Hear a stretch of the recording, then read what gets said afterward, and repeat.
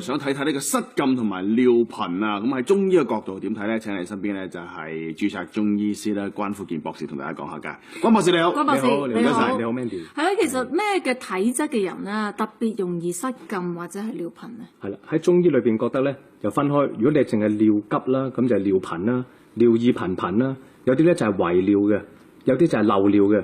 咁但係呢度嘅綜合症狀咧，中醫都覺得與三個臟腑有關嘅。第一個就係肺，第二個係脾，第三個係腎。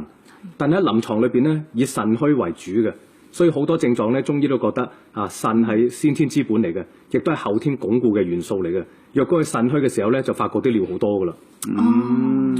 咁我哋講失禁先啦。咁啊，失禁其實有冇分幾多症型咁樣嘅？有嘅，喺中醫裏邊嘅分類裏邊咧，肺虛，中醫就覺得氣不歸根，因為氣係可以攝尿攝血嘅。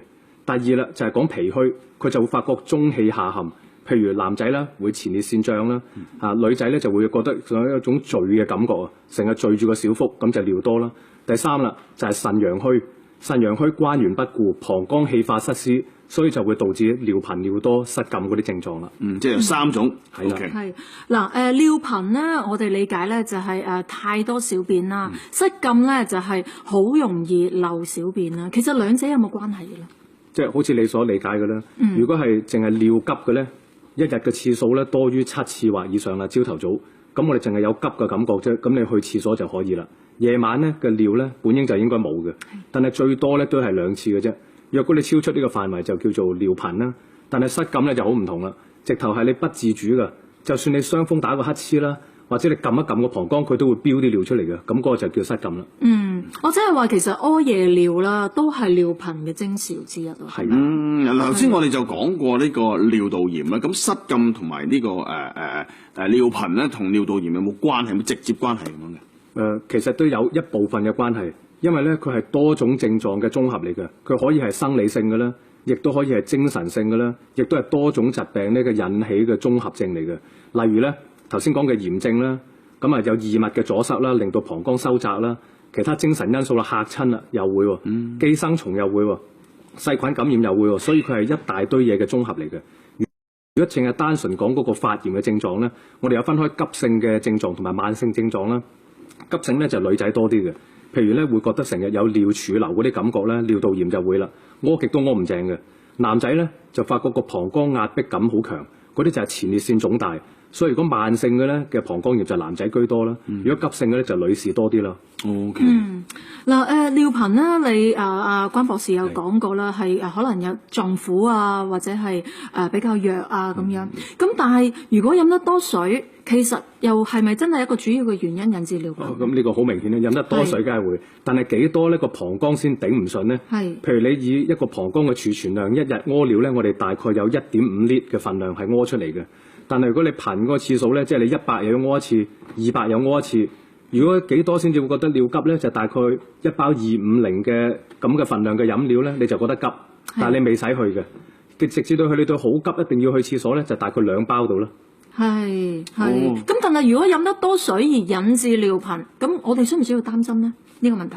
咁如果你係飲個份量啦，好超過嗰個一日所需排尿嗰個份量，譬如1.5 litre嘅。你飲到2.5 litre或者3 litre咧，咁你自然都會尿多嘅。咁個係屬於普通你飲得水多啫，就唔係屬於一種病態嚟嘅。我係女仔啦，我自己咧個經驗咧就係女仔好少會飲咁多水嘅。其實如果真係飲唔夠水咧，又會帶嚟啲咩影響？女仔梗係個皮膚嘅問題啦。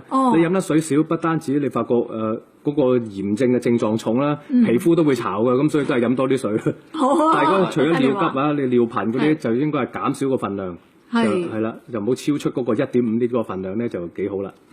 即係係咪飲多啲水就一定好咧？咁視乎你究竟嗰個耐受性有幾好啦。若果你係發覺有腎炎，又或者係膀胱炎嘅，膀胱炎當然飲多啲水啦，但係腎炎咁佢耐受唔到嘅，你反而要減水飲。咁要分清楚啲症狀先好。但係即係尿頻啊、失禁啊呢啲咧係成日聽到，譬如可能老人家或者係女仔會發生多啲，係咪㗎？因為不論男女咧，佢老年性嘅生理化嘅衰退咧，個膀胱基底根本唔實淨噶啦，佢就會向下墜嘅，所以就好容易發生尿多啊或者漏尿嗰個情況嘅。所以老人家咧多數都係一種退化現象出現嘅。係女仔就唔同啦，由細到大咧，你都發覺啊，只要有膀胱炎啦、尿道炎啦，佢都好容易引起頭先啲症狀嘅。但係唯獨咧同嗰個尿頻有啲唔同咧，如果佢有炎症反應咧，就會發覺痛嘅屙尿。係，關博士啊，你今日咧就帶咗啲保健嘅湯水上嚟，不如你介紹下啊。好啊，咁啊，因為針對中醫咧有3款唔同嘅症狀咧，我哋帶嚟第一款咧就係針對嗰個肺氣虛嘅症狀嘅。咁有合桃啦、栗子啦、小米啦，我哋攞去煮粥。咁嗰個份量咧，合桃有30克，栗子咧有50克，小米有100克。咁我哋攞去煮粥食咧，就可以達到嗰個溫肺潤腸嘅功效啦。係，有冇人唔啱飲食呢個粥嘅咧？呢個其實當係一個普通嘅食物咧，老少咸宜嘅。係中間呢一個咧？係啦，呢個係特別咧針對脾虛嘅人嘅。若果你發現咧佢個脷苔出現一個個好似咬牙齒印咁咧，就啱呢款湯水啦。我哋就用蓮子、慈實攞去煲粥。咁我哋中間嘅好多配料嘅，慈實咧就30克，蓮子咧30克，枸杞子30克，桂圓20克，小米100克。咁佢可以達到咧健脾益氣嘅作用嘅。係，都係老少咸宜嘅，係嘛？係嘅。好。最後呢個咧？係啦，第3款呢個咧係特別針對腎虛嘅症狀嘅。我諗呢個係大部分香港人都啱使㗎啦。呢個我哋用雞內金、桑飄燒同埋菟絲子，但係呢個唔係攞去煲嘅，我哋將佢磨成粉末，每一次就服用10克。雞內金有100克，桑飄燒50克，菟絲子100克。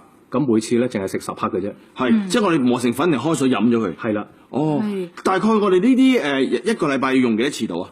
若果你係發覺個尿頻次數增得好多啦，譬如有7到10次咧，咁你1星期大概都飲到3到4次，直至啲夜尿咧收翻去，大概有4次到啦，或者朝頭早啲尿咧加埋個尿量，咁就可以停唔使飲噶啦。好，咁啊多謝晒咧，就係關博士咧同大家咁詳盡講解，大家一。